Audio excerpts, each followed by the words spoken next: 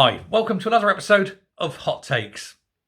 The ginger growler has been out on the streets and she's been pontificating on the evils of in-work benefits, which I think is quite ironic considering it was her party that brought them in. It was Gordon Brown when he was Chancellor in the Blair years who brought in-work benefits because companies weren't paying enough. Of course, the alternative is you don't bring in-work benefits and the companies then can't get enough people to go and work for them, so they should be forced to raise rates of pay. Thus, the companies get the people in because they're offering a rate at which people are prepared to work. And the country does not have to subsidise already rich people even more with public money because the rich people don't want to pay a proper rate for a proper day's work. And that's what's happened. There's that, of course, and the fact that the socialists always like to control people. And they figured that if people were reliant upon benefits, then the state could control them. Always the way with socialists, isn't it? It's always control. Starmer is doing his control through different means. He's doing it through fear, through courts, through the police, through threats of violence, thuggery and jail. But that's not how it should be. So anyway, she's out there, she's saying for most people, work is not providing enough money for them and that companies should pay more and so forth. But you have to look at the underlying problem. One of the problems you got is immigration. Because when you've got all these people coming in doing low-level jobs at cheap rate, there's no incentive for rates to rise, for money to increase, for the rates of pay to go up, because there's just an never-ending supply of people coming in unskilled but cheap who will do the job for any rate of pay whatsoever.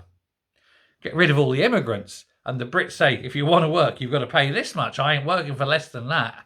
The rates go up. You don't need to rely on benefits and it's a massive saving to the country and of course more tax going in from those working wages. It's a win-win. Yeah, sure, the bosses at the companies are going to go, oh, but wait, I'm only going to be able to buy 2 Rolls Royces this year. And you go, tough, isn't it? And that is the problem you have. I think one of the ways round it is for anyone in work who gets paid benefits while being in work, those benefits are added up and the companies should be charged accordingly and have the cost of those benefits added to their tax bill. Or they could just increase the rates of pay. And let's see how it works. The country should not be subsidising already rich companies by giving them free public money because they're too mean to pay the proper rate. Anyway, so she's bringing this thing out where they're going to up the minimum rate of pay for 18-year-olds and, you know, that to bring it up to the 21-year-old. They want to up the minimum rate generally. They want to bring everything up to the living wage. If they got everyone up and where the minimum wage was the living wage, significantly higher, that would, of course, reduce massively the amount of benefits paid out by the country. Now, some argue, of course, that that would mean that the lower level, they just shed jobs. And so what? Yes, they will. They shed the jobs. But here's the thing. They can't shed all the jobs because otherwise nobody will work and these companies won't exist. And that's what you've got to do. You've got to get that middle point. You've got to get that sweet spot. One of the other things that the Labour have been threatening is the 0 hours. And actually, this is one of those very few things I agree with. But she's been pushing this ban on 0 hours. And that would be a marvellous thing to have, a complete ban on 0 hours.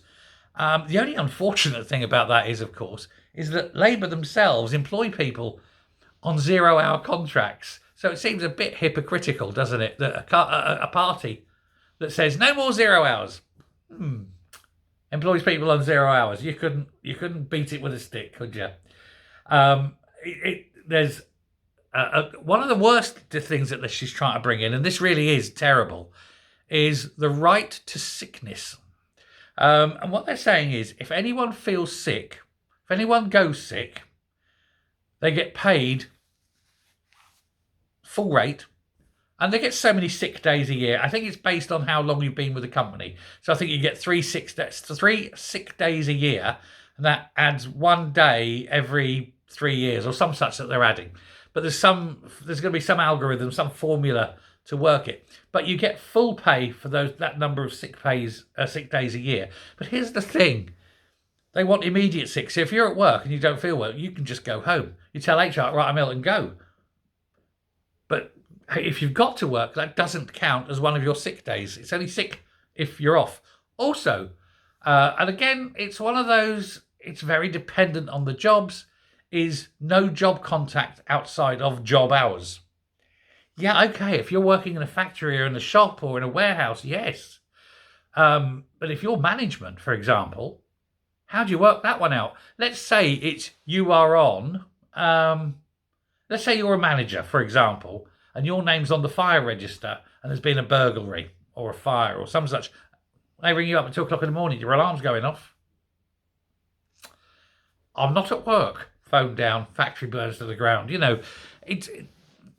can't put a blanket ban on because not all jobs are the same. So she's full of these good ideas, which she says is good, but some of them really aren't. They've got some ideas which are good, but some ideas which are appallingly bad. It's not going to attract, unless the pay level rises significantly, it's not going to attract anyone into work, because the differential between sitting on the dole with your benefits or going to work without benefits has got to cover more than just the money, because you've got to allow for transport costs and so forth. There's all sorts of things. Time, that transport time as well as transport cost. It may only cost you £3.50 to get to work, but if it's half an hour each way, that's an extra hour. You've got to earn an extra hour as well each day, and so forth. There's lots of little things that you have to tweak up, and they're there. But I don't think this woman has thought it through. I don't think she understands it all. I don't think she thinks. She has a word soup of things that she thinks sounds good. And then she spews this word soup out, hoping that people agree with her.